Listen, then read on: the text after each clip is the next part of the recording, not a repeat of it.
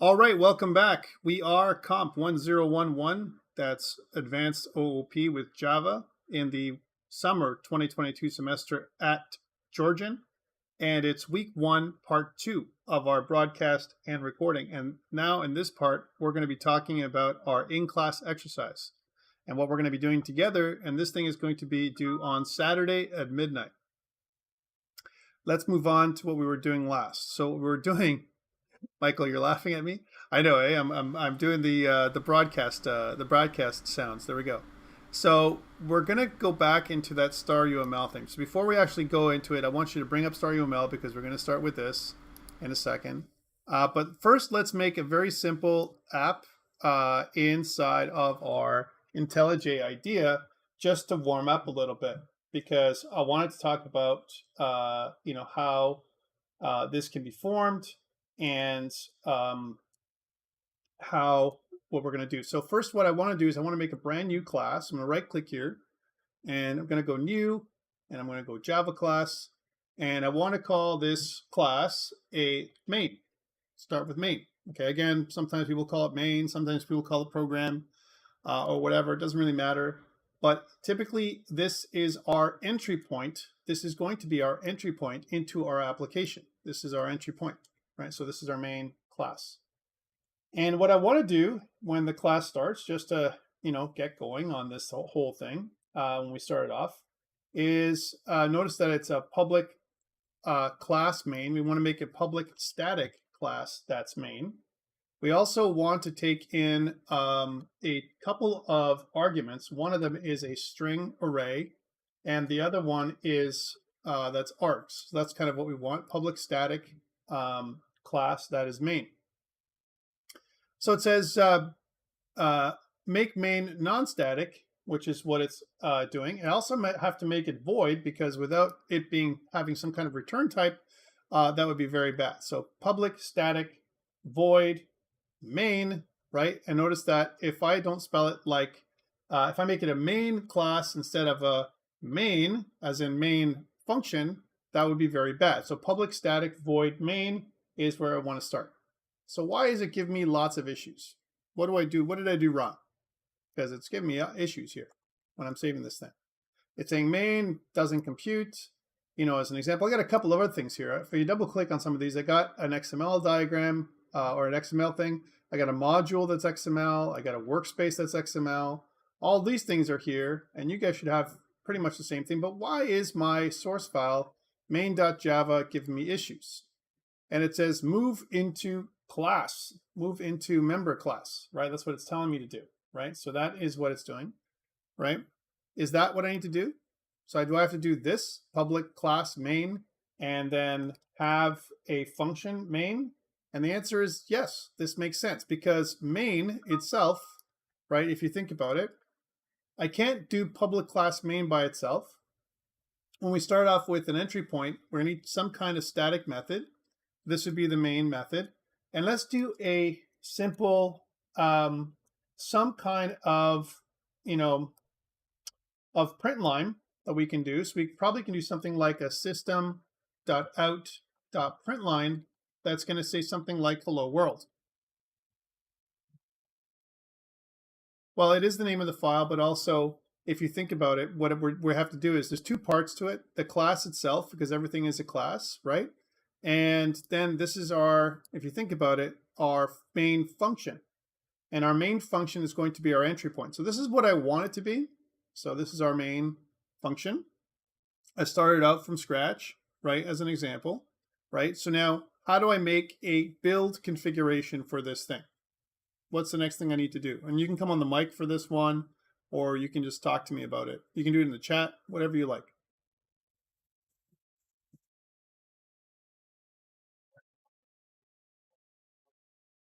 So I want to right click on main, and then I want to do this, run. Is that what you're saying? All right.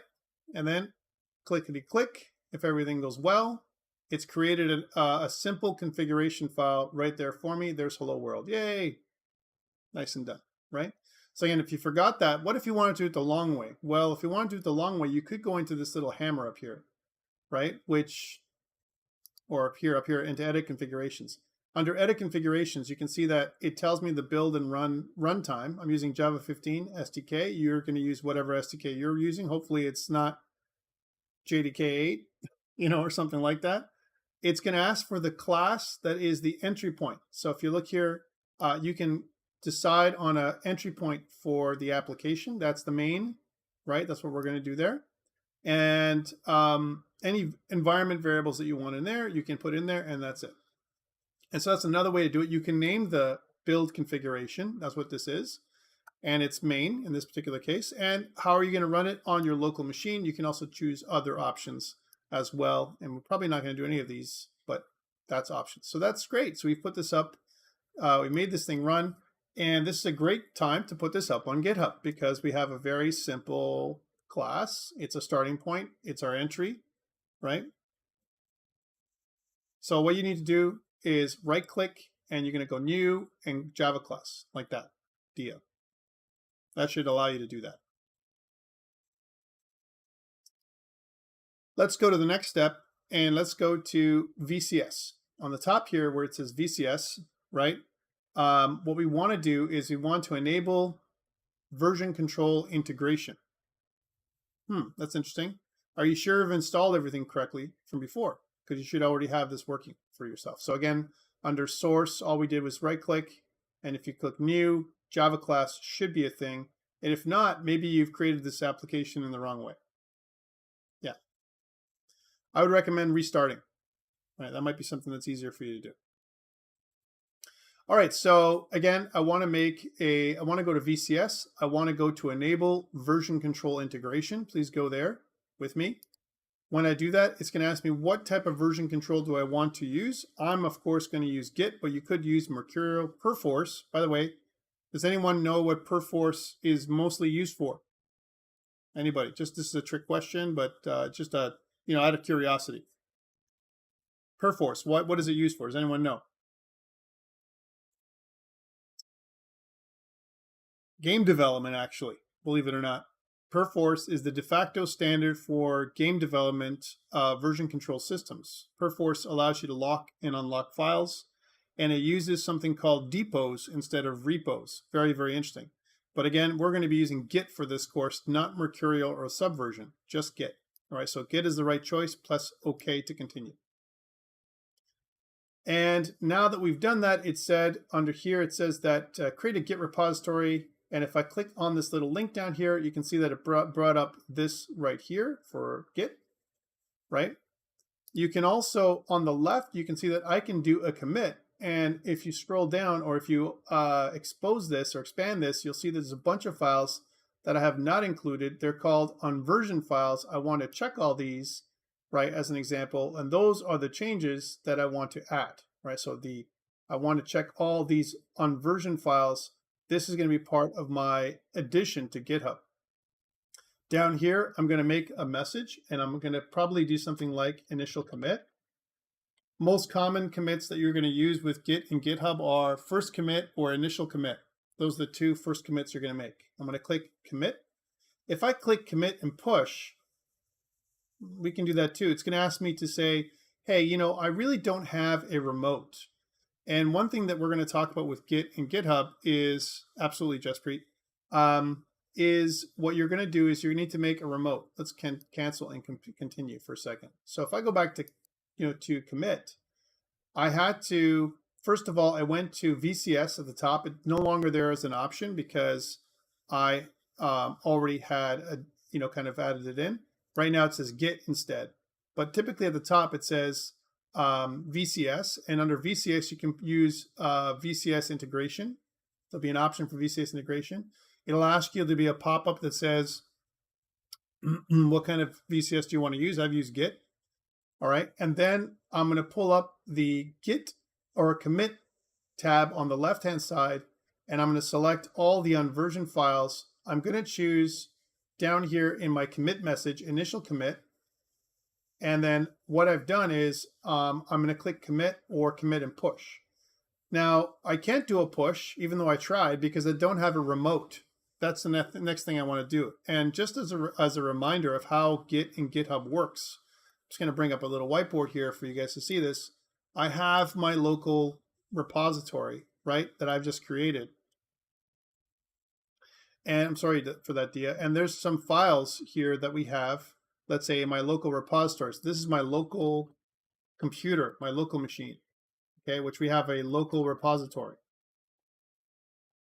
or local repo, as they like to call it. We're using Git and GitHub for this, right? Git primarily for this part. What I'd like to do is I want to connect with an online service called GitHub, but there are several online services. This is the cloud. I'm drawing a really ugly cloud that's going to fix up for me. Yay. And this is our GitHub, which is a Git service.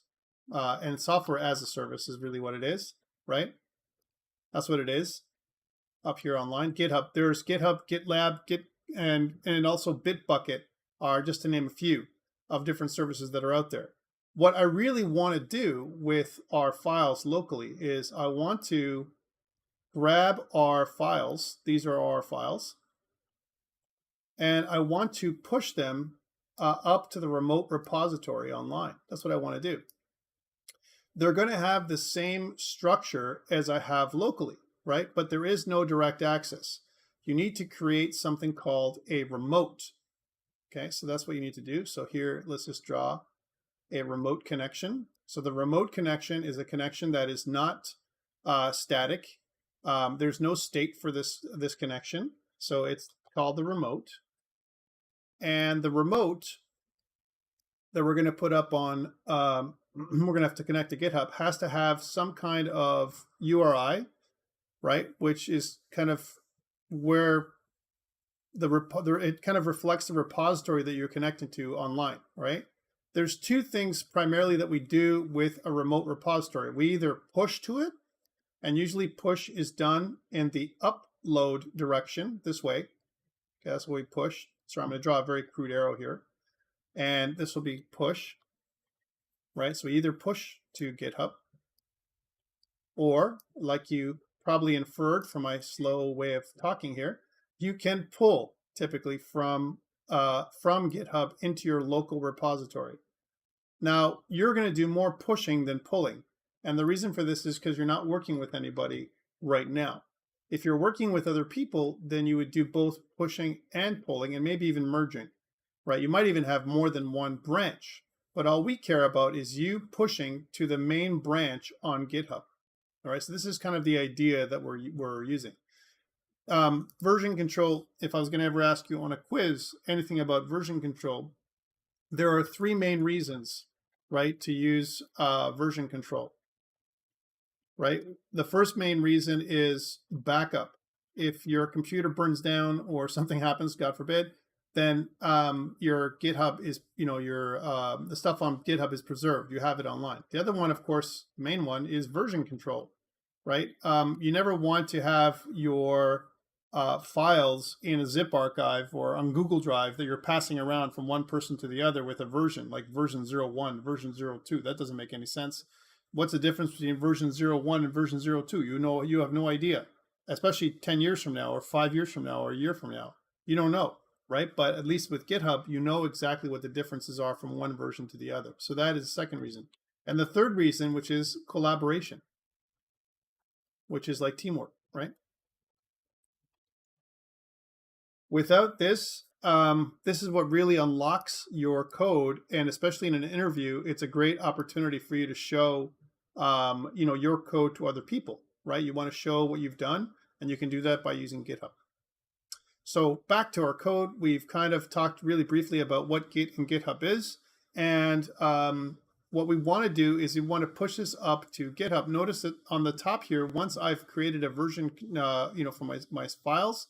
On the top right, there are a couple of additional controls. One of them is a push, right, in the upwards direction. I want to use this. I want to click on that. But again, it says, hey, there is no remote. Let's define it, right? Let's define a remote. So we're going to click there, and it's going to say, I want to go across my origin remote into some URL. Well, I don't have the URL from my remote. I need to create it. And one thing that IntelliJ doesn't have is the ability for us to connect directly with GitHub. It doesn't do that. as nicely as, let's say, Visual Studio or something else like that. For now, what I want to do instead is I want to go up to GitHub by myself. Let's do that. So again, I'm going to go up to GitHub. So here's Georgian College. And I'm going to make a brand new repository. So new repository. You can actually do it here too in my organization. It's going to say, so Georgian College / and the repository name.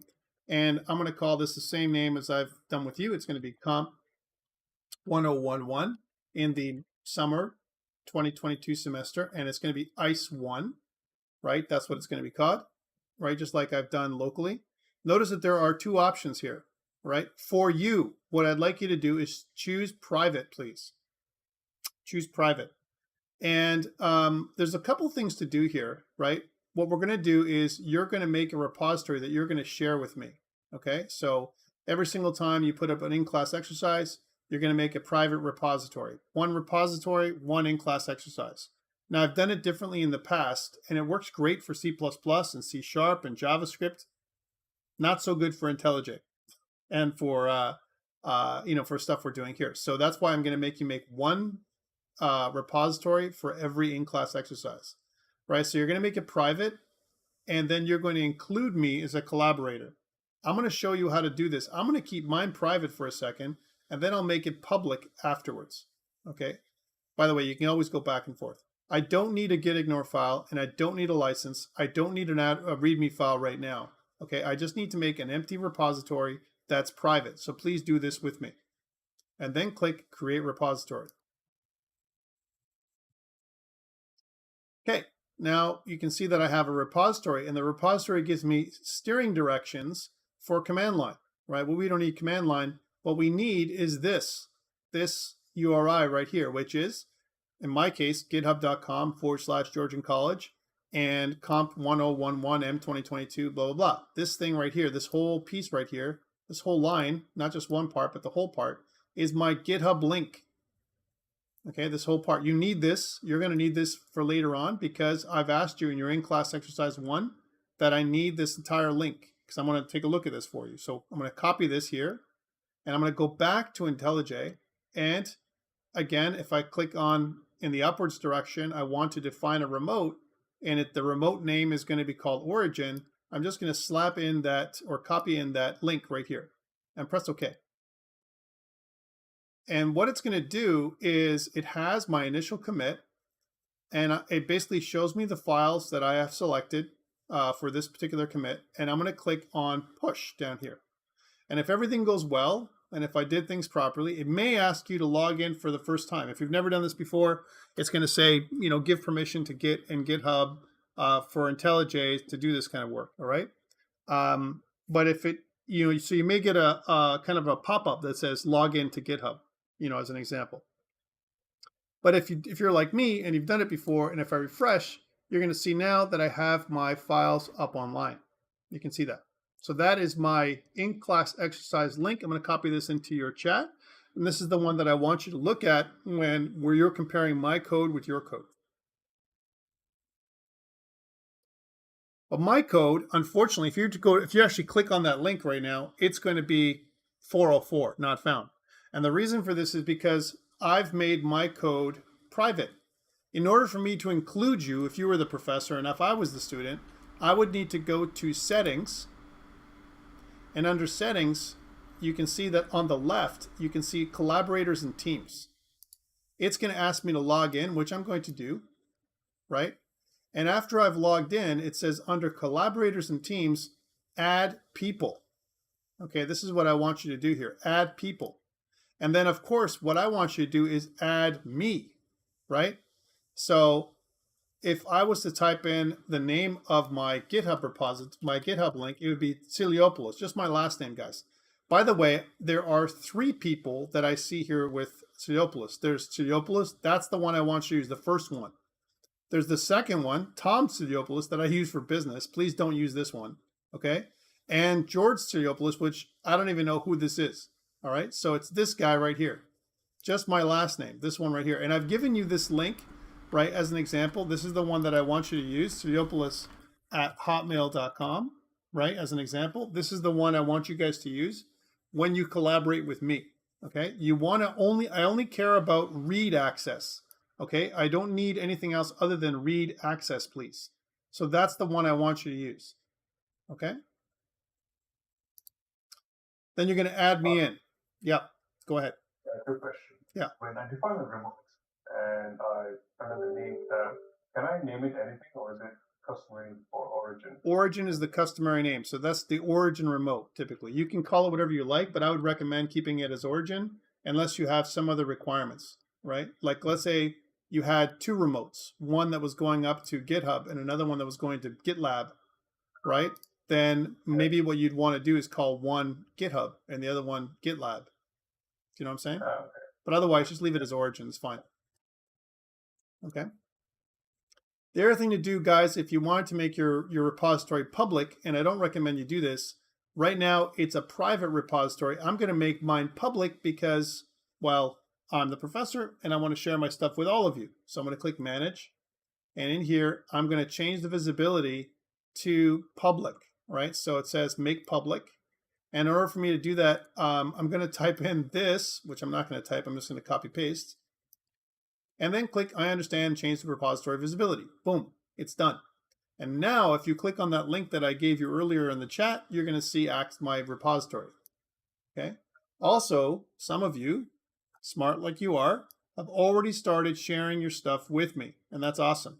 I can start seeing some people have been asking me for, to share with me. I see, let's see, a couple people.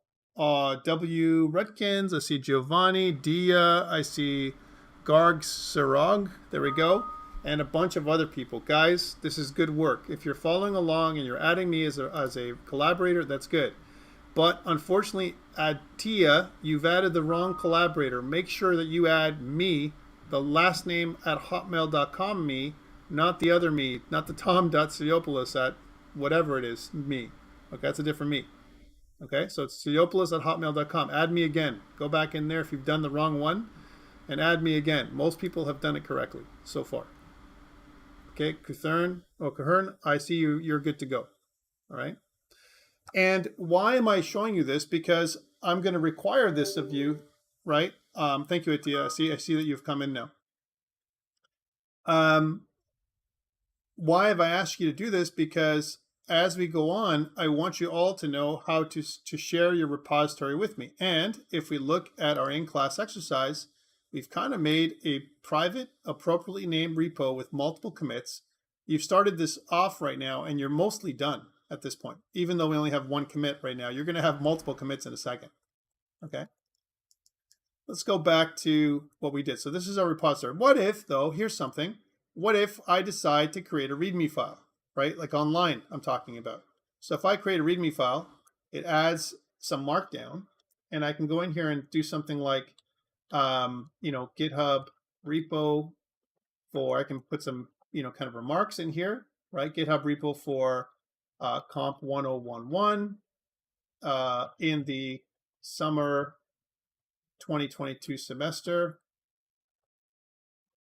at Georgian College for in-class exercise 1. I could really be as detailed as I want here. Usually I put things like changes or steering directions. This is a great little page to be used for other things. And I'm going to click on commit new file. But there's a problem now. There's a problem. I have a nice little README file that tells me what this thing is about. And I have 2 commits. Yay. If I click on the commits up here on the top right corner, you can see that there are 2 commits that I've put in here. That's awesome. But I'm 1 commit ahead now of what I had before. I have 1 commit ahead, right? So that's interesting. Let's take a look at my 1 commit ahead, right? So if I go back to my IntelliJ IDEA, then, well, there's a couple things I can do with Git. What I can do is I can do a fetch. And what fetch will do is it'll tell me that I'm 1 commit behind, right? And you can see the map that looks right here like this. Take a look at this.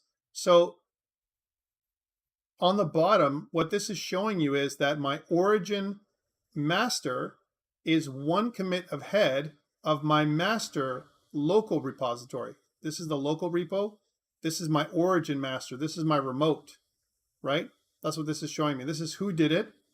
And then, you know, I want to put these in sync. And the way to do that, of course, is to pull. And if I did this and it says merge incoming commits, let's take a look down here what happens when I do it. Now everything is in sync. It says origin and master is in sync. And I also have now a README file that I've pulled down from online. That's what I've got. So if I go back to project, then you can see that I have a README file that is right here.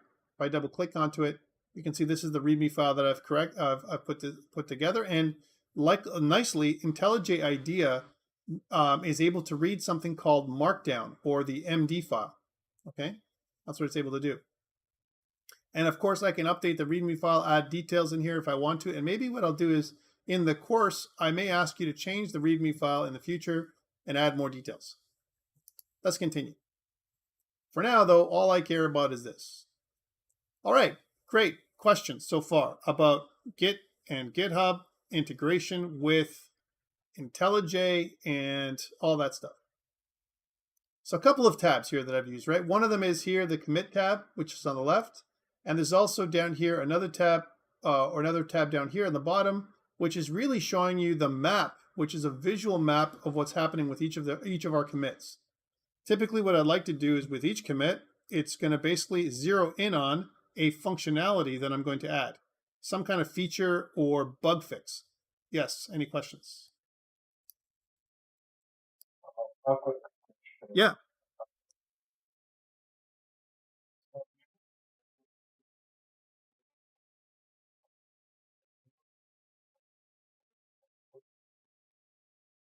Yes. So the staging area, right? That's interesting. So the staging area is actually what's happening when I select my files. So I have a staging area, right? Again, this is kind of an intermediate step that we don't normally do it. But typically what I have is I might have, when I select my files, that is the staging step. So I select my files. I kind of do a selection. I select the files that I want, let's say, but not all of them. And in this is the staging area. And the staging area is how I'm going to, kind of do basically a snapshot. I'm going to create a snapshot of my staging area, and that's going to be my commit. So my commit really is anything that I've staged, any files that I've staged to be pushed to GitHub. So you're correct, but we just did it in one step. Gotcha. Okay. I guess the last question is, talk a little bit more about the head sort of tag. Yeah, so really what the head is what commit it's looking at, right? So if I take a look up online, let's take a look at the right repository here. So notice here is my commit. And if I go here and you can see that there's a commit message, a commit number. This commit number, this is where the head, almost like a pointer. This is the head is like a pointer to where the most current commit is. That's kind of what it is. That's what the head is, right? So again, I could also look at this in command line. So if I go back to IntelliJ and if I go to Git, I think it even has the ability for me to look at it in command line. I used to have it anyway. VCS operations. I can resetting the head basically pushes it back one. I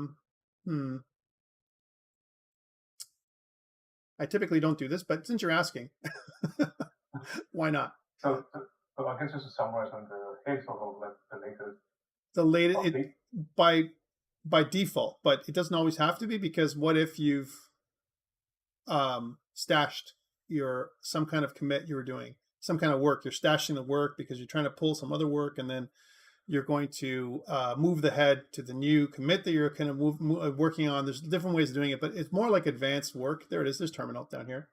So if I go to terminal, take a look at this, right? And right now I'm inside of my, it's an integrated terminal in my IntelliJ. And if I do a directory, you can see that I have an out, a source, and an idea directory, right? And the idea directory is my stuff, right? But I can also do Git commands. If I do a Git log, right, you can see that I have my head, which is pointing to the master branch locally, right? And you can see that my head is pointing at this commit right here. CCCEFBAA, right? And if I look online, look at that, CCCEFBAA, right? Yeah. Same one. That's how it works. Okay. So so that's a great way of verifying things. You can do all your Git commands here too. For example, if I want to do a another commit, I don't have to wait to do it here in IntelliJ. I can do it here on command line. And that's why I asked you guys to have the ability to do this, right? Because otherwise your command line would be useless. And that's not great. This is good for control. Hopefully that helps. All right, so let's get back to this because we're going to talk about Java now a little bit instead of just Git and GitHub. But so far what we've done is we put it up online, and most of you have shared your in-class exercise with me. And if you look up on Blackboard, let's go to Blackboard for a second. There is an in-class exercise that is already live under in-class exercise. You can see that ICE1 is there. It's due Saturday, May 14th, 2022 at midnight. You have your lab report there, and it says create a private GitHub repo. Ensure that me is a collaborator. Submit your working GitHub link, submit your completed lab report, submit a short video demonstrating your ICE, 1 to 2 minutes, right? And please do not place submitted files in an archive, okay? That's what it tells you to do. So far, we've kind of satisfied some of the requirements of your in-class exercise. Let's continue with the rest to finish today. Lots of stuff to do still. All right, great. So we've made this hello world, but we've never really tested anything else out. What I want now is to do some more advanced work. What about, you know, I'm a game developer, like I said earlier today. And I make games. And one of the things that we talk about with games, people who join a game development program always say, well, I really play games greatly. You know, I think I can, because I play games so well, I can make games too. And my question to them is, how's your math? How's your math, right? And a lot of times we want to use linear algebra. Without linear algebra, people don't understand how games kind of connect. We use linear algebra for everything from positions in three-dimensional space to collision detection, okay? So I want to create a vector 2D class for maybe use in the future. So this is the first class we're going to make. I want to make into a new class, but instead of making a new class directly, what I'd like to do is use star UML. Let's go do this star UML thing. And I want you guys to submit or show the diagram in your video. One of the things that it says in your lab report is a UML diagram for vector 2D class, which is what I want you to do. So how do I make a diagram in UML? Well, on the left, please pull up your star UML that I asked you to download, right? By the way, if you have another tool that's very similar to this, like for example, I know someone said earlier, I think it was Guillermo, that you said that you use plant UML. Doesn't matter to me which one you use as long as you have a UML diagram. I recommend star UML so we're on the same page, but it doesn't have to be. So if I click on class, and if I was to kind of pull it in there, you can see that I have a class diagram now, right? And the class, there's 3 parts to a class diagram. Okay, let's just talk about the parts of a UML diagram. The first part is at the top, the name of the class, which for now is, well, class 1. Doesn't really make a lot of description. If you put up on the right-hand side, the right-hand side is giving you a little bit of some properties for this object. And we can call this class what we want, which is a vector 2D. Okay, very simple. And this is pretty cool, our vector 2D, the name of the class. The second part, there's 3 boxes. There's the top box, the middle box, and the bottom box. The middle box is any private properties or attributes, as they're called, right? And to add them in, you can right-click here, and we can go to add an attribute. Let's add an attribute to this class. We know that the attributes that we can add for a vector, vectors have both magnitude and direction. If you remember from your math way back when, right? A vector would be something that has, let's say, x and y coordinates in a Cartesian math. But for games, whenever we make a vector 2D, which means all we care about is x and y coordinates, if it was a vector 3D, it would be x, y, and z coordinates. So we need an x coordinate, and we need it to be public. Notice that on the left here we have a plus. Plus means public when it comes to UML, right? So here what I want to do is I want to make this, instead of the visibility being, we're going to play around with this idea. We're going to make the visibility private instead of public, right? So the minus means private, and we're going to change the name to M_X. Why M underscore X? What does M stand for? What does the underscore stand for? And why am I doing this, guys? And again, this is a coding standard that I'm setting up with you guys for here on in. So why am I putting M underscore X as the name? What do you think? Movement X? Nope. It's M for member variable, right? You guys have some good ideas. Underscore meaning private, and X is the name of the variable.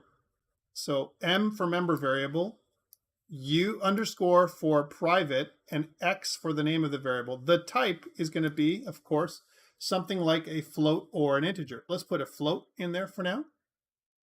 Okay, there's our float type. Okay, and this is great. You can see if you want to make it read only or not. It's up to you. There's other options you can put in here as well. Let's also add in another one. So add, right click, add a new attribute, right? And let's add another attribute for the y-axis. Again, we're going to make it private. And we're going to make this attribute M underscore Y. That's the name of the attribute. The type is going to be a float. Okay, so that's what we're going to add in there. Nice and easy. Float type. Okay. And that second box is where all the attributes go. Okay, so we have, now we're following OOP, Object-Oriented Programming Best Practices. And they tell us that we want to use something called information hiding, which you guys should know about. This is a review of OOP. Information hiding says that we must have private data members and public properties, or getters and setters, right? What's another word for a getter? Is there another fancy word we can use for a getter instead of just getter? Anybody know that fancy word? So they're called getters, but they're also called something else, depending on if you learn this or not. And it doesn't seem like anyone's coming up with it. They're called accessors. So get accessors. And for those people who are using setters, they're called mutators. Accessor methods and mutator methods, right? So we want to make public properties. Now, a couple things to note with star UML. Under tools, right? If I go to extension manager, please go to extension manager here. On the bottom, you can see that there are quite a few different extensions. One of them is the Java extension. Please install the Java extension. Okay, please do that. All right, won't take a second to do. The Java extension. And the reason why I'm telling you this is because we're going to use the Java extension, right, to do more things in a second. There's a bunch of other ones that look like they need updating, but I'm not going to do that. Okay, so Java extension. When I use the Java extension, what I can do with this, okay, again, there's lots of tools you can use, right? I want to generate getters and setters. Take a look at that. Generate getters and setters. Instead of me typing out my getter and setter myself, they're just functions. That's all they are, right? I want to do that, and it does this for me. It kind of use a get and set method. Get and set. Now, M underscore Y doesn't make any sense, but we want to change the get to get Y. There we go. I've clicked on the Y for me to get that, by the way. And it's going to be public, right? That's one thing that's going to happen. It's going to return a float. Notice the plus is public, and it's in this second area down here, right? Because it's a function. Same thing for this one. I'm going to rename this to set Y. And you can see that I'm setting a value right here. I'm setting a value of float. Okay, that's what's happening there. You can see that on the right, there's also a model explorer, and you can see that the value, I can click on the value, I can change the name of the thing that I'm getting. So instead of setting Y and getting Y with the value, I can put Y in there if I want.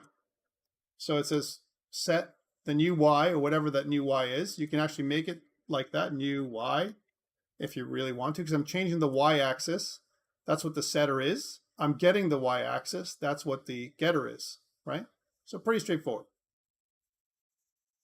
Okay, so pretty cool. I can do it that way. I can rename them, and I can use this thing on the right-hand side to do that. Okay, we're going to be using star UML or something like that throughout the remainder of the course when we plan our classes. So that's why I did that. Didn't get that. Okay, so again, what I did was I clicked on set Y, and on the right up here on Model Explorer, you can see that it was like this. And I just expanded it, and there was something that said value there. I clicked onto it, which gives me a new context down here. And then I've changed the name from value to new Y. That's all I've done. Sure, how to get the get Y and set Y. Sure, I'll do it for the X. Watch. So I'll click on the X, Okay. and then I'll go to Tools, and then I'll generate getters and setters, right? And when I do that, it'll generate X and X, this one, right? Now I did that. If you do have, first of all, do you have getters and setters? Does it come up? If not, it might be an extension that you're missing. So I did for Java and started it, but I don't have. Let's see if there's another extension here that allows you to get getters and setters. Here it is, generate getters and setters. It's another installation. Please install that too.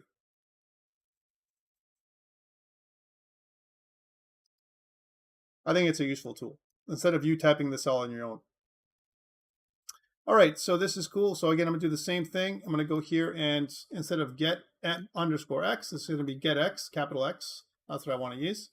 And the same thing goes with set X. I'll just rename this to set X. And I'll click on the set X in the model area, click on the value, and then change this to like a new X. All right. And that is my getter and setter. All right, so getters and setters, or get accessors and set mutators, right, are the things that we're doing. Are you guys good now? Did you guys figure it out? So again, what we want to try and do is we want to try and model the class before we actually do any code at all. That's the idea behind here. Okay. So I want to do a couple of operations with Vector2D. I want to add vectors together, and I want to subtract vectors, right? You have to click onto it, and then on the top, you're going to, once you click onto it, you should see getters and setters. Generate getters and setters. You may have to restart your star UML. Save your diagram.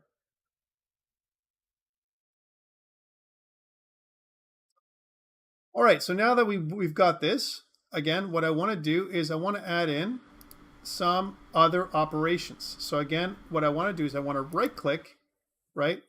And I want to click add. Let's do this from the top here. Right click and add. And you can see that there are a couple of additional things here. I can add an attribute. I can add a port. I can add an operation. Okay. Let's add an operation. And I want to add an operation, which is actually the constructor type. That's what I want to add in here, the constructor. So how do I specify the constructor? Well, an operation in UML language is a function or method. That's what it is, right? So here in the constructor, let's make this what it's supposed to be called, which is a Vector2D, okay? We must mark it as public. That's important for us to do for the Vector2D itself. And this is the default constructor. The default constructor will take no parameters. That's typically how it's done. In the stereotype, we can put in constructor in the stereotype, okay? So again, when you click on the operation, on the right-hand side, you can rename it, and you can change the stereotype to constructor.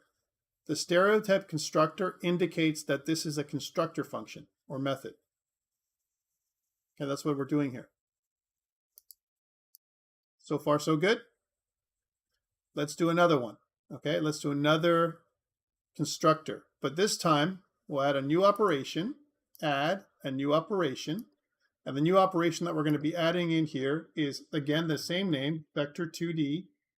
But this time, with Vector2D operation, we want to add in, right-click on the operation itself. We want to add in a couple of parameters. The first parameter is going to be the X parameter.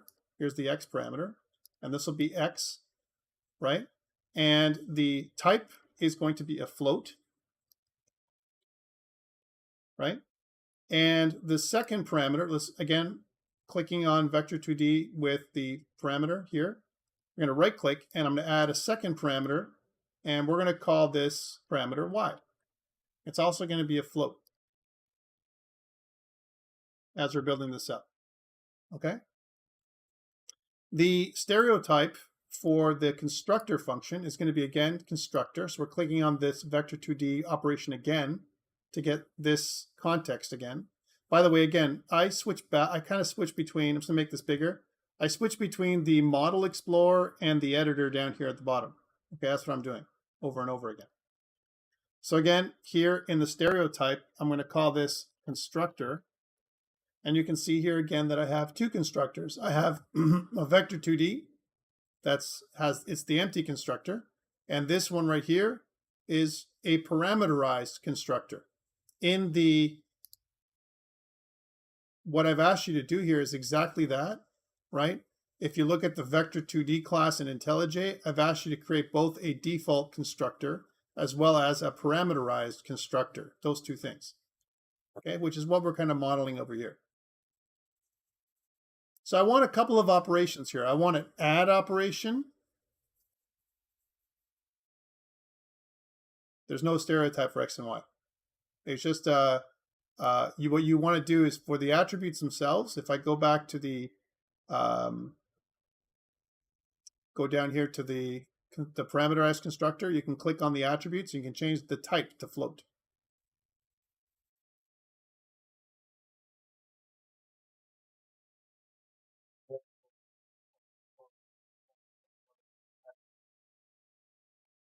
No stereotype. It's only. I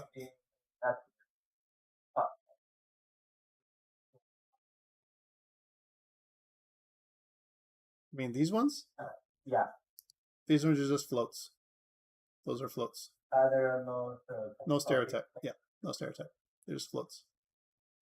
All right, so private, they're private member variables. These are public constructors. There's two types. I want to add two more operations, an add and a subtract. Okay, so let's add two operations. The first operation is going to be an add operation. Okay, so again, we want to click on the operation itself and change the name. Okay. And for the operation itself, it's going to be called add. And it's going to take two parameters, right? Here's the parameter. And the first parameter that it's going to take is going to be a, kind of like, vector1, let's say. That'll be the first one, or, 0.1 or whatever you want to call it. There's lots of ways to do this. But let's call this like vector1. Okay. And vector1, the type is going to be a vector2d. All right. So again, I'm going to add, but is it vector1 or should I can't add two vectors. I can only add another vector to this one. That's what it's going to do. So this would be vector2. Do you understand what I'm saying? Like a second vector, or we'll just call it vector, right? The idea is that I'm going to add another vector to this one. That's why the add. So there's only going to be one parameter here, but it also must have a return type. So to add a return type, if I'm not wrong, notice that when I add a parameter here, if I go to the vector parameter, on the bottom it says direction in, right? I can add another parameter here, and the second parameter is not going to have a name. Let's take the name away for the second parameter, right? But rather, instead of the second parameter having a name, it's going to have a direction that is out, right? That's the out direction. And the type that it's going to be is a vector 2D. That's the vector 2D that I want to have. So outwise, that's the direction. Notice that there's in, and there's out, and there's return. And that's the one we want. We want a return type instead of out, which is a vector 2D. So let's show us a return type. You didn't get anything after minus. What do you mean by you didn't get anything?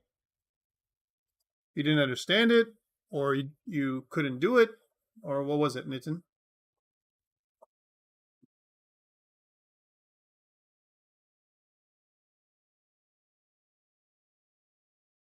You couldn't do it. Okay. Well, again, to add in all this stuff, right? Again, all you need to do is if you go to the top, if you've downloaded your extension manager, if you go to your getter and setters, you can do it this way.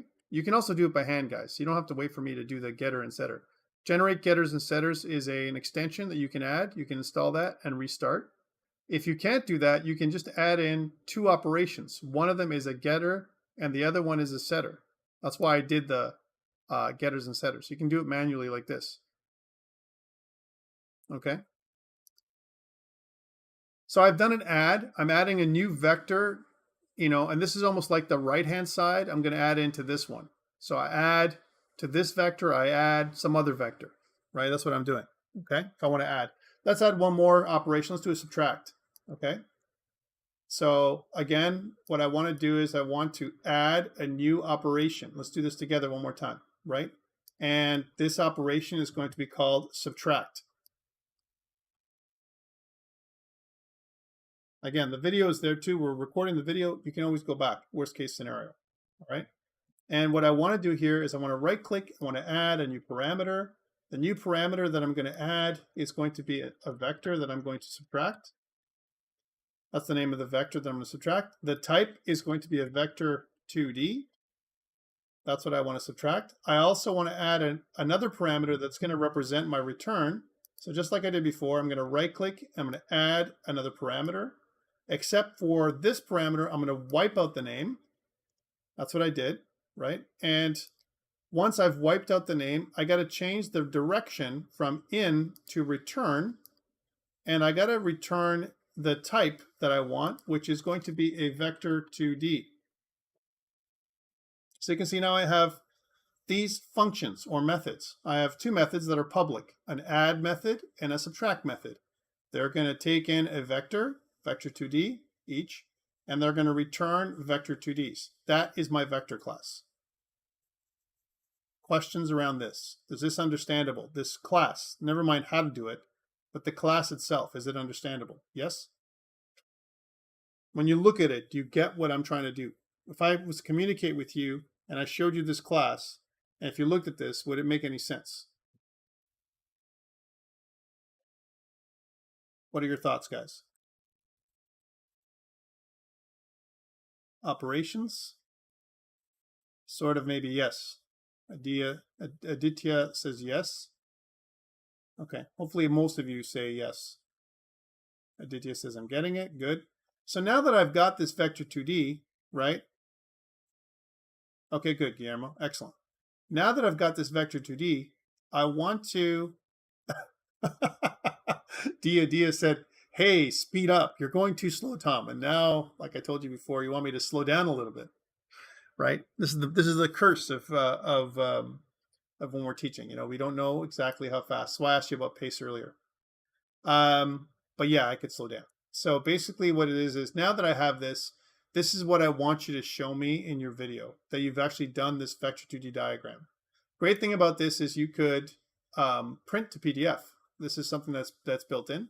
You can print this to PDF. You can decide to print it. I'm not going to do this right now, but you could, right, print it to PDF.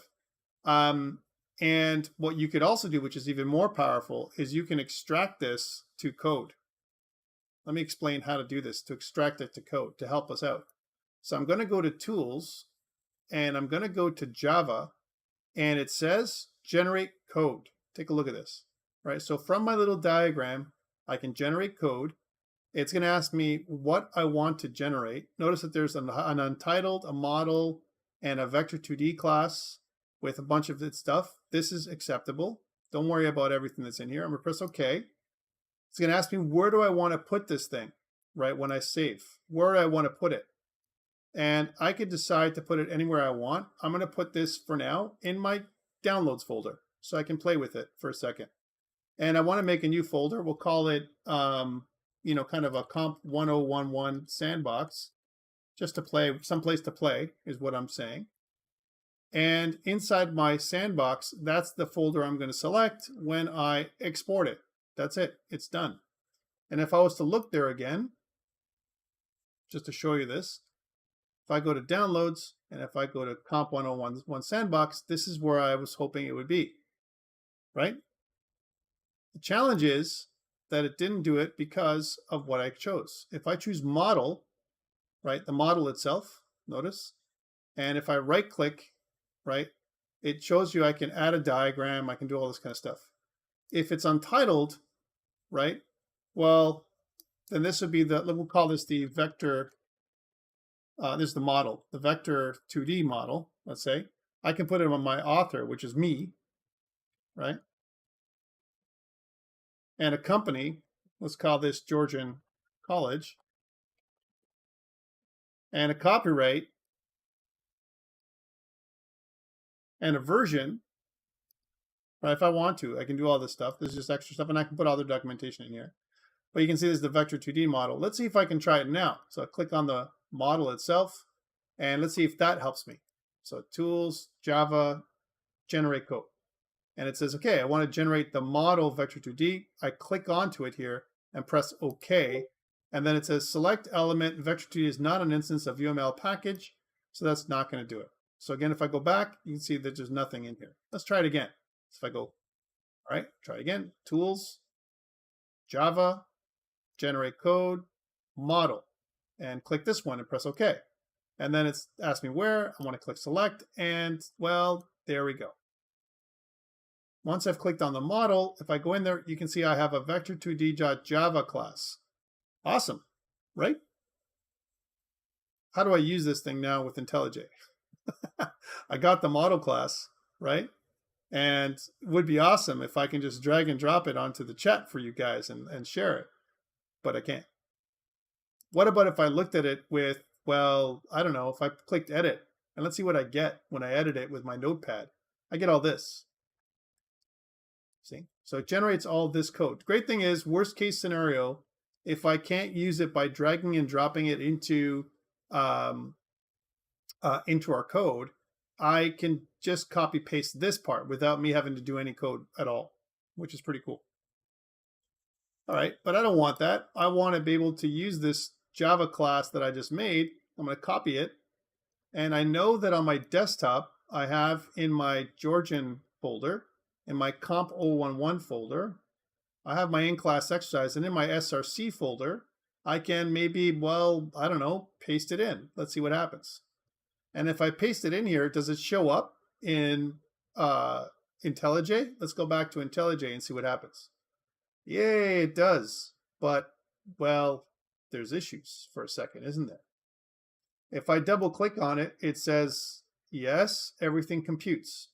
Do I have to use Java util at this point? Probably not. I don't have to use that. I've documented it as my author. It's using Java docs, right? And it's kind of made my default constructor. Look, I didn't even type this default constructor and it made it for me. Okay, that's pretty cool. Vector 2D, made my default constructor. There it is. Nice. It made a couple of fields, my private m_x and my private m_y. That's cool. Excellent. Let's get rid of some of these comments just to reformat this thing.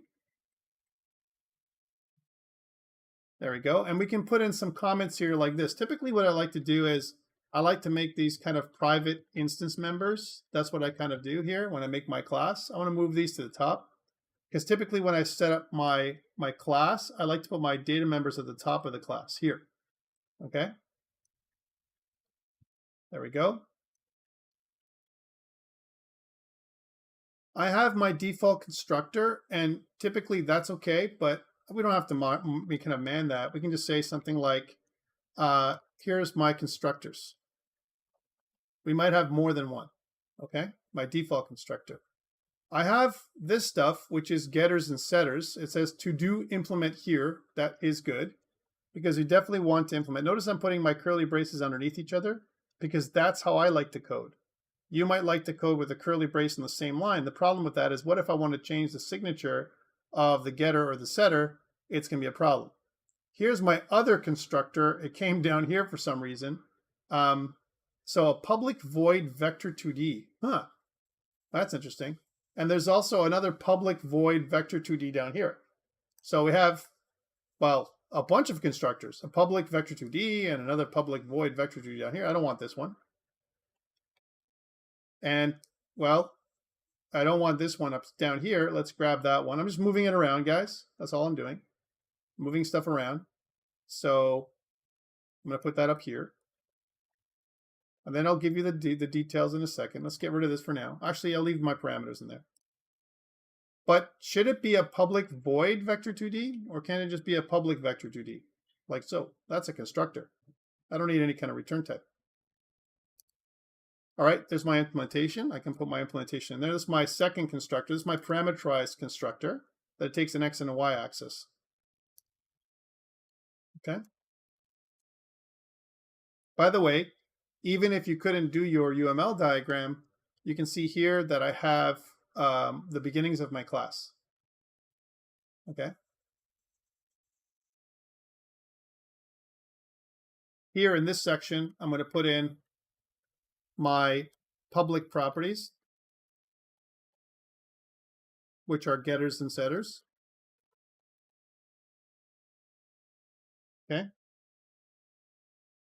And I have a getter. I don't want to use comments for these for now. Just kind of moving these out. So you can see I have my getY function and my setY function and my getX and setY, right? SetX. I'm going to fix those in a second.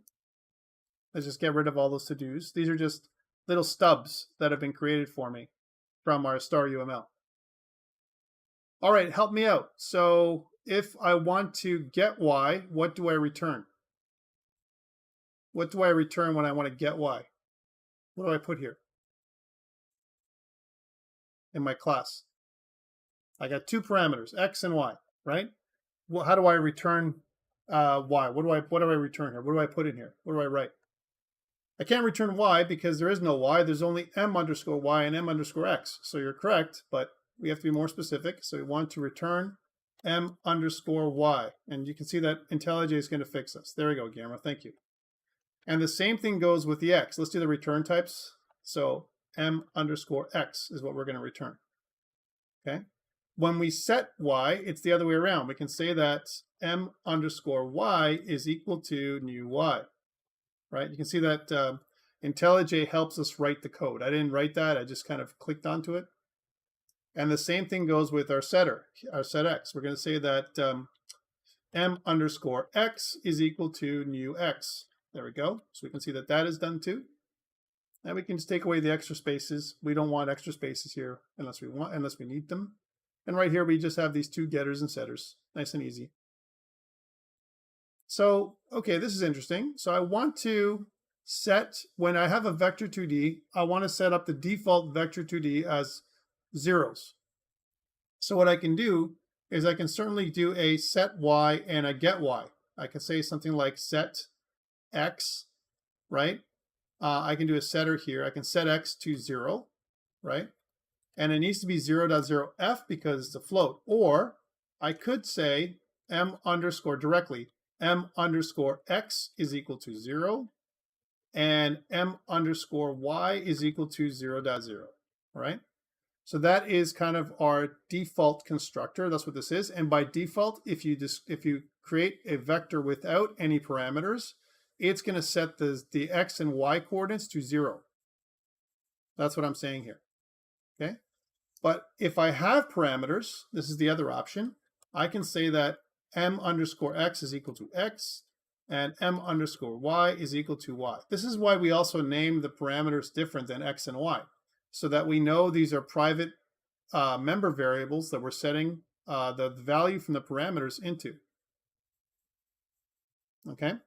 Again, very straightforward. I don't think this is anything else that you haven't done before. Cool. So now that we have vectors, we have both the vectors and everything else.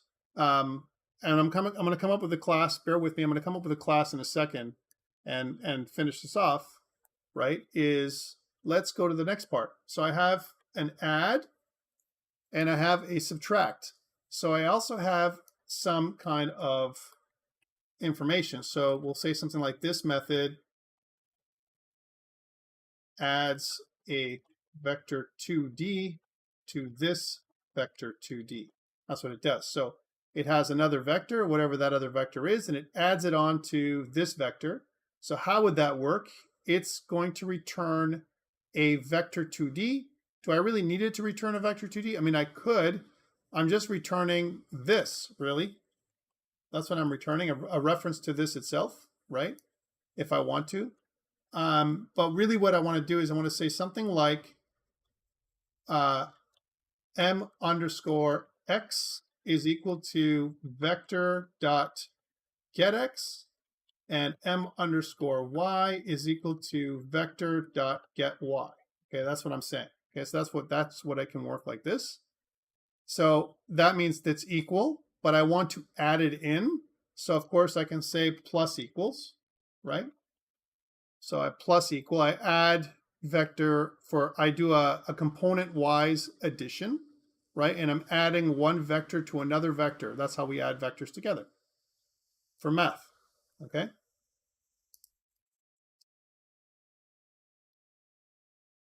Get x will return m underscore x from the other vector that we pass into this function. Correct. Okay. It's not the current vector, it's the other vector. Imagine I'm adding another vector in here. Okay. All right, cool. And finally, how about this one? How about the subtract? Well, it's exactly like this, right? It's exactly like this, except instead of a plus equals, it's a minus equals. But we want to do it in the right steps, actually. What we want to do is want to determine what you're subtracting. Am I subtracting this from this, or am I subtracting this from this? And typically what we want to do is take this one and subtract m underscore x. Okay? Almost like our source and destination. Okay, cool. So that is our vector 2D class. And to help you out, I'm going to push this up on GitHub so you can have what I have, right? So let's do this. And again, what I'm going to do is I'm going to go to commit. You can see that I have some unversioned files, which is my vector2d.java, right? I'm going to add the new vector class. I'm going to say added vector2d class. I'm going to commit it. And if I wanted to, I could have committed and pushed, right? It says 3 checks failed. I want to commit anyway. It's okay. I'm okay with that. And I want to push. And it's going to push to my remote. I'm going to click push. And if everything goes well, it's going to say push 1 commit to the origin master. And if I look up online,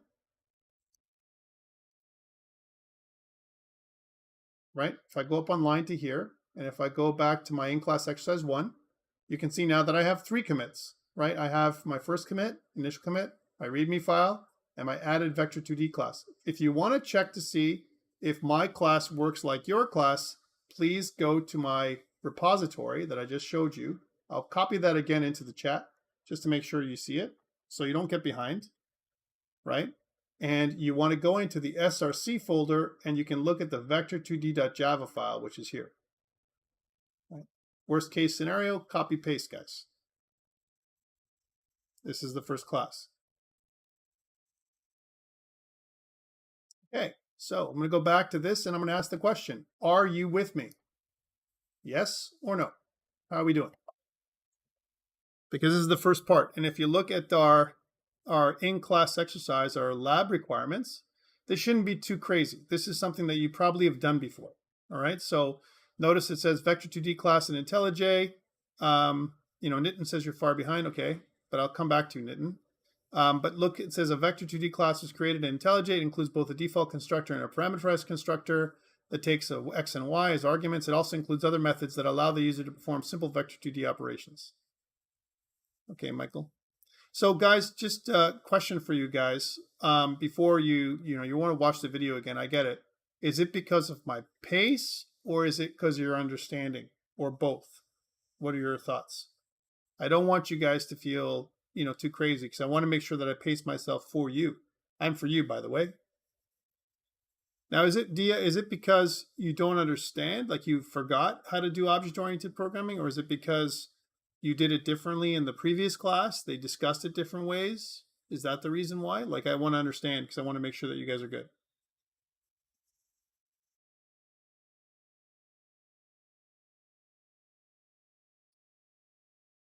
It is the pace. Okay. I'll slow down. So yeah, I know, Guillermo. I'm so sorry. That's the biggest problem. Whenever you're watching, I'm already somewhere else, right? So again, I could go way faster than this. I'm actually trying to slow myself down, believe it or not. I know it doesn't seem like possible that I can go faster than this, but actually I can. So yeah, so you can see that here is, I've got my constructor functions. I usually do this. I kind of put in my private instance members, my constructors if I have more than one. This is the way I set things up. My public properties, and then down in here where I have my methods, I usually put in some methods. So these are like public methods. Okay, that's what I have in here, public methods. And those public methods are the ones that I've already shown you here. Okay. So that's really it. You've got my repository. I've given you my link for my repository. Worst case scenario, you have everything you need. All right, so what does this say? It says there's a couple of things you could add in. You could say insert at not null. These are options. I'm not going to do that here. We'll discuss those another day, right? But I have my vector2d class. Yay, but it doesn't matter. If I run it again, I still get hello world, right? Because I haven't really done anything with this thing.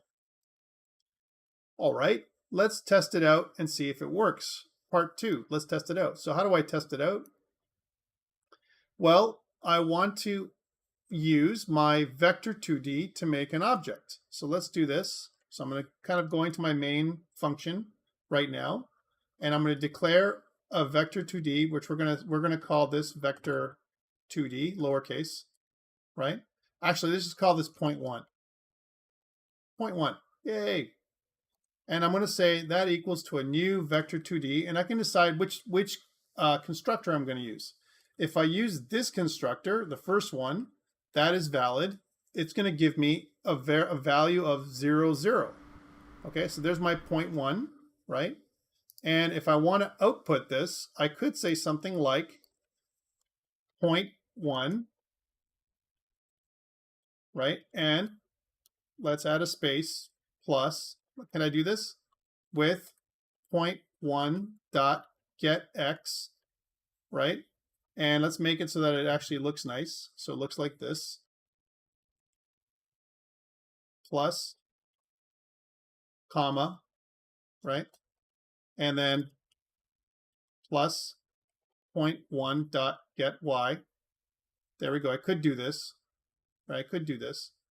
And then I could add in plus a closing bracket, a closing brace, right? So if I instantiate this, I'll give you this line. I'll put this in the chat, guys.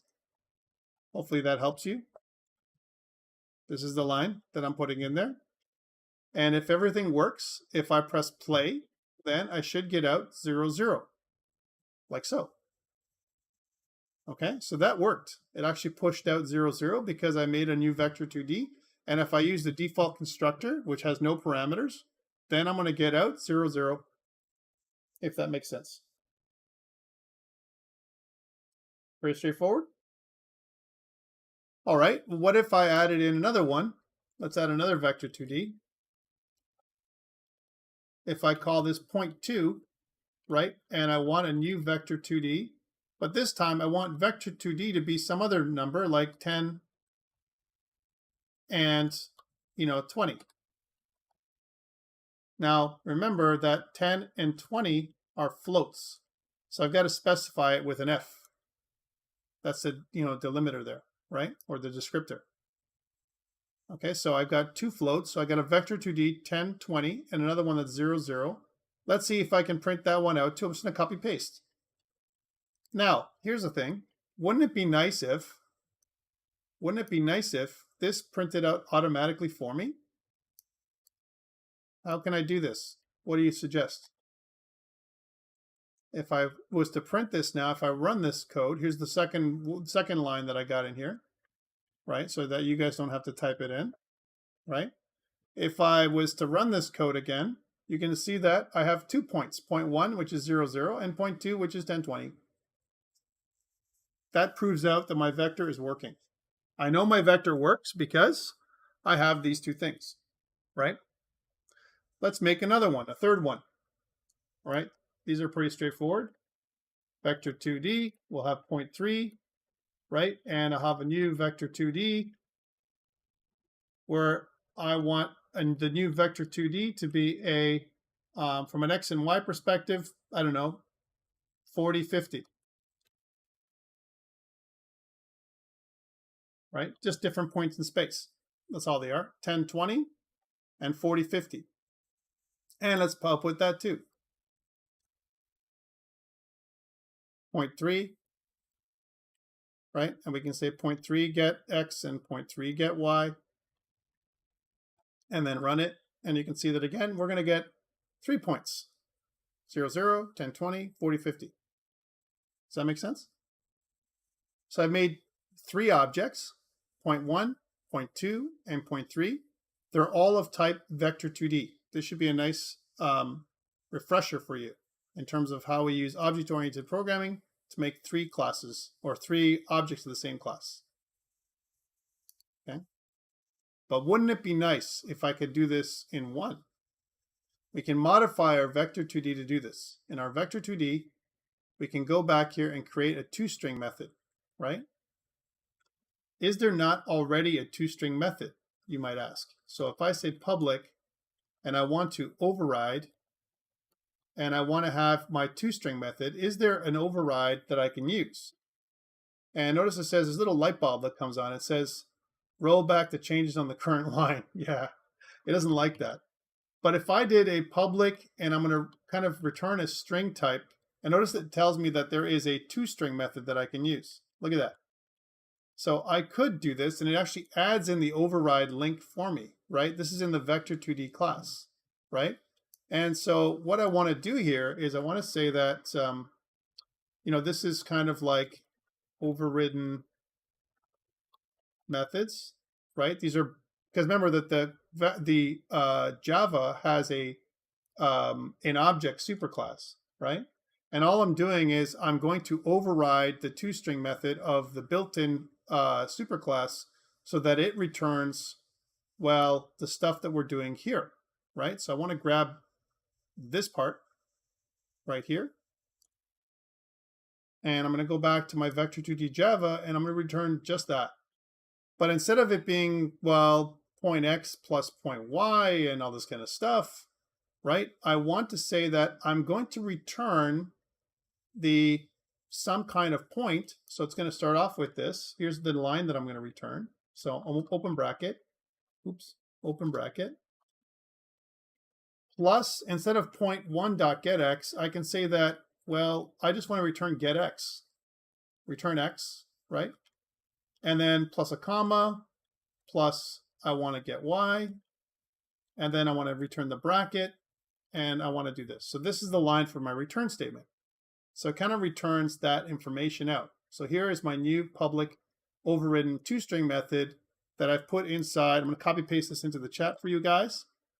This is inside of my vector 2D class that I've added in as a helper for me to do what I need to do. Okay?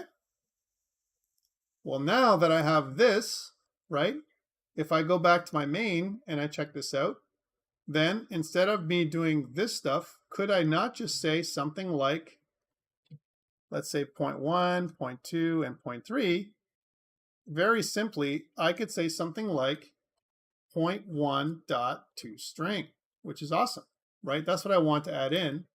I want to add point 1.toString, and notice it grays out because point 1 has a toString method that I've overridden. So it's going to allow me to do that with doing nothing, none of that. right?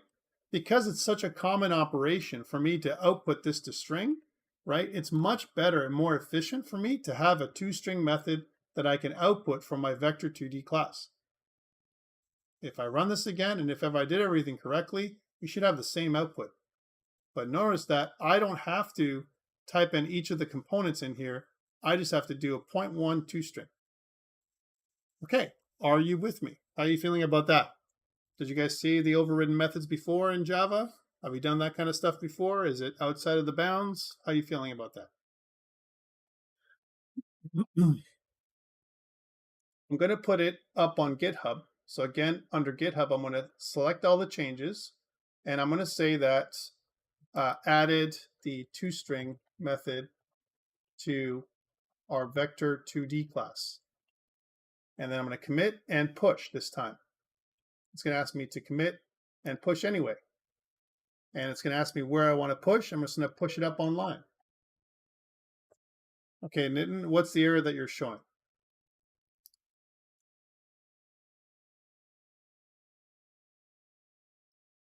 All right, so this is great, but it would be really great if I had some utility class to help me out with getting the distance, right? And let's make this class a static class. Guys, I may run a little overtime because I'm going a little slow.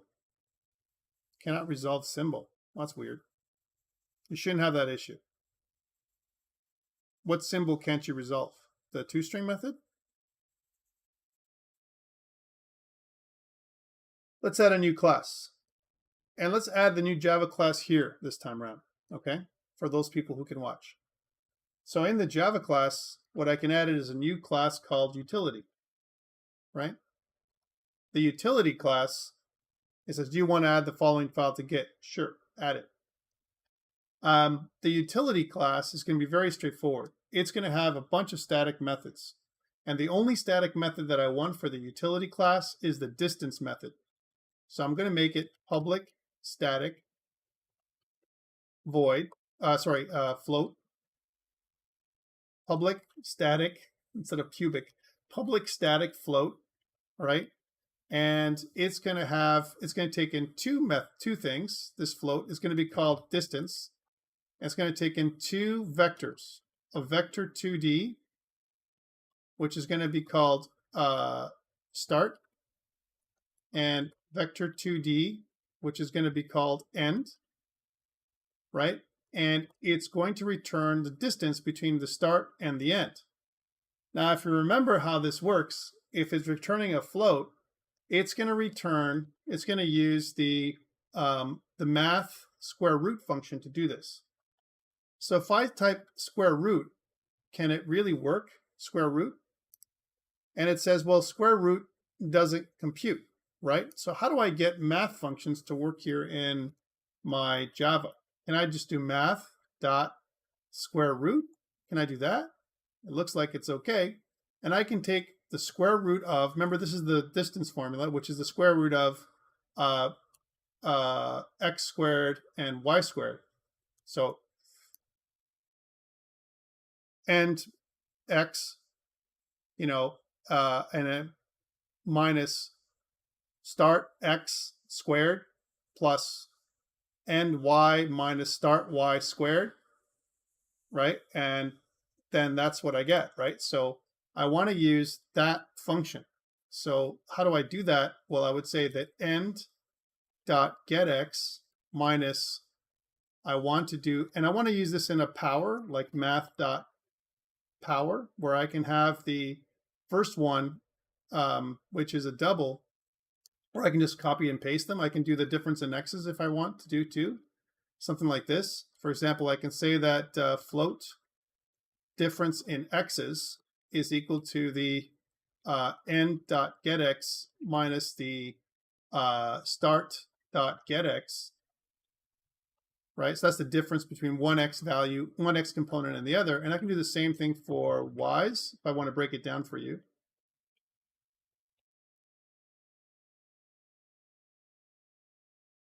I could do this, right?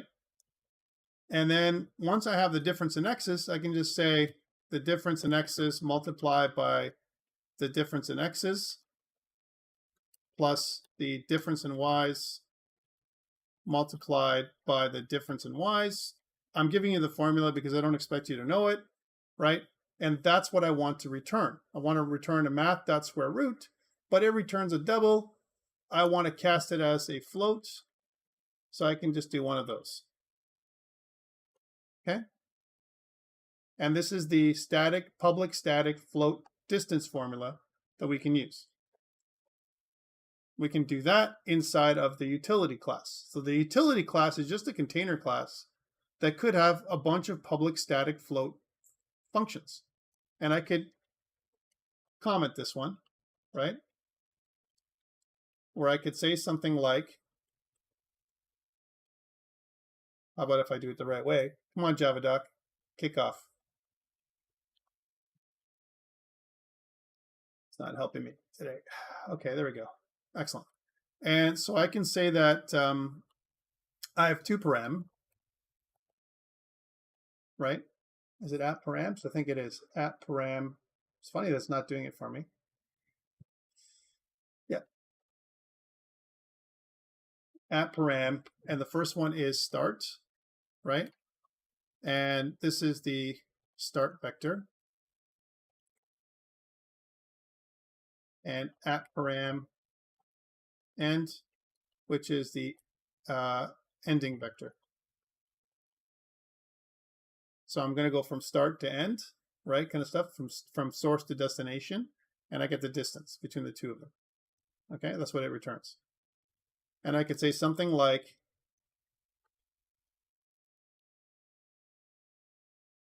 this method returns the distance from start to end, which is what it does. Okay, there's my utility class. I want to use this thing. How do I use it? Well, what if I go back to main? And if I go back to my main.java, right? I could do that. I could say if the source is 1020, or let's say the start is 1020 and the destination is 4050, so 0.2 and 0.3. Let's do that as the destination. So we can say that system.out. Oh, we'll make a distance. We'll say float distance is equal to utility.distance. We can use the distance utility class as a static class, and we can put in 0.2 and 0.3, and that will give us a distance value, right, from one point to the other point. It'll calculate those 2 points together, and then I can simply just output that at the end. Okay, where I want to put out the distance between 0.2 and 0.3 is plus distance. Okay, does that make sense? And if I run it and I do it again, and if everything went well, then I should have a distance of something like this, 42.4 whatever. So you see what I've done here is this is just a refresher of a bunch of different things that I've done with you today. This is the end of our day today, right? If you notice, we've covered everything that I wanted you to do, okay? So I've kind of said, we've created a UML diagram. I want you to show me the UML diagram in your video, right, that you made. So practice doing that, please. We made a Vector2D class. We have both a default constructor as well as a parameterized constructor that takes X and Y as arguments. It also includes other methods to allow the user to perform simple Vector2D operations, which we did, add and subtract. We haven't used those yet, though. And we have a utility class that was created. It includes a public static distance method, and this method has two signatures. I didn't do that yet. So here's something. Here's for you to do. I've done one signature in my public static utility class. I've made one signature for my utility distance method. This distance method returns, it takes two vectors and returns a float. The other thing I've asked you to do here for my utility class is it takes two float parameters, right? And returns a float. So how do I get the distance between two float parameters? That doesn't make any sense, right? So I mean, you could calculate the distance between two numbers. That's just like a subtraction. That's what that is, right? So how do I write that as an overloaded method, right? So I take floats x and y, x1, y1, and x2, x2, y2, and I can get the distance. How do I make a overloaded method that way? I'll start you off to show you what this might look like. And it would be like this: public static float, and then distance. But instead of having a vector2d start and a vector2d end, you can have 4 floats. Float x1, float y1, float x2, float y2, and this would be another signature. That's what they're called, another second signature for the distance function. The distance function is the same name, different signature. So how would I change this? What would I do here to help you out before we go for the day? So I want to help you do it. How would I change this? What's in the body of my signature to help me out? This is like coding 101. What do I do here in the bottom? Help me out, guys.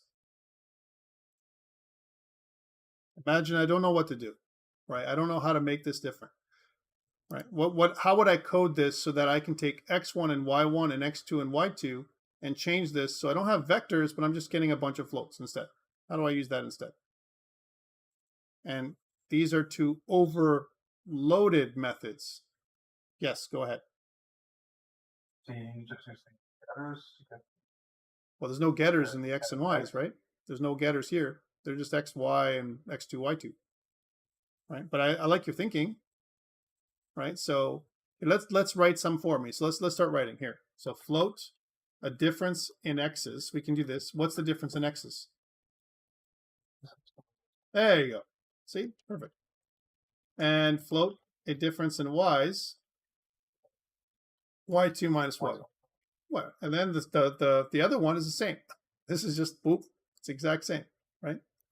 There we go. We got an overloaded function now, and they're the exact same function.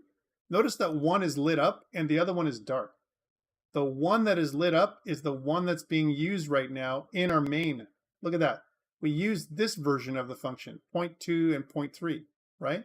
We haven't used this version of the function, but they're both valid, right? The only thing that's missing is my comments. Guys, that's all I wanted to show you today. I wanted to give you a little bit of an introduction into some concepts we're going to be using. We're going to be using IntelliJ, very, very straightforward. We've made a vector2d class. We're going to reuse this vector2d class as we go forward.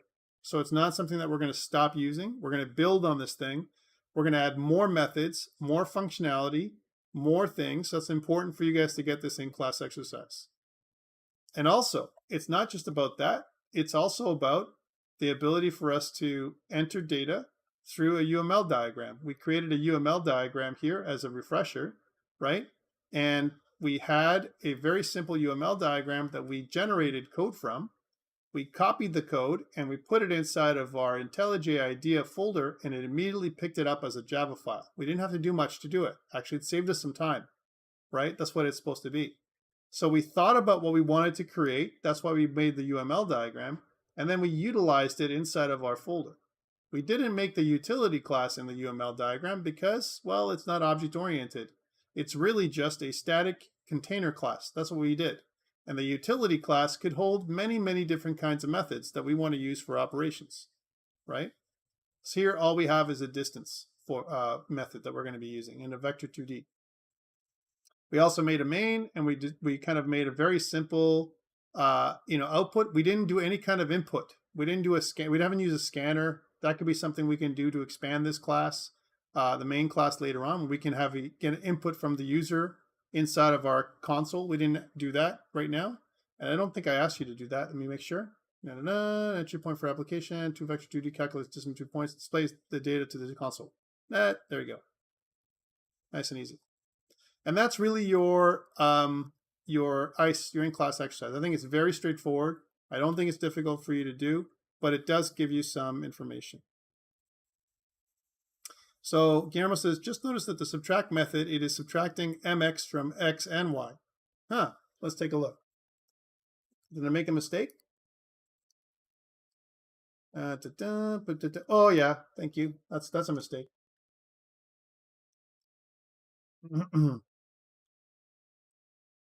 Yep. Okay, fixed. I'm gonna put this up on GitHub now. So commit. We're gonna say that the next thing we modify, we added a utility class. Let's add that in. Added a utility class. I could have made more than one commit here. Utility class to project, right? We'll do a commit and push, and commit in anyway and push, up online, push, push, push, push. And then now you have everything up online. So again, guys, remember that you can always use and compare my code to your code. Okay, I think it's very straightforward. I know we're kind of timing out here, and I do apologize for going so late, but I wanted to make sure that you guys had everything you want. Okay, so how do we end this today? Well, let's go back down to the bottom. So we created a UML diagram for a vector2d class. We created a simple vector2d class in IntelliJ. We created a utility class and added some useful methods, a distance method, and we entered data and determined distance between two vector 2Ds, and we pushed to GitHub. That is our in-class exercise 1. It's very straightforward, and I think it's something that you all can do. We kind of did it together. Your due date is Saturday at midnight to make sure that you have your video ready and you have your lab report and all that stuff ready to go. Next week, make sure that your environment is set up properly, please. Also, refresh yourself on creating JavaFX UIs, because next week we're going to get into actually doing some user interfaces, not just with vectors. Okay? Questions before we go for the day?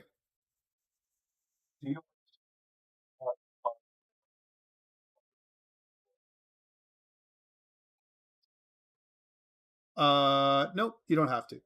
Whatever I showed you is enough. I'm just going to be honest, and we could have probably done the Tostring method, but we didn't. So that's on me. If I haven't shown you that in Star UML, you can leave it the way we had it, just to make it easy for you. Okay? If you really want to, you could, but it's not required. No, it's okay. Okay. Anyone else have any questions before we go for the day? I'm going to stop recording here, and then I'll just take any kind of questions and help anybody who has any issues before we go. All right, we're not recording anymore on YouTube, and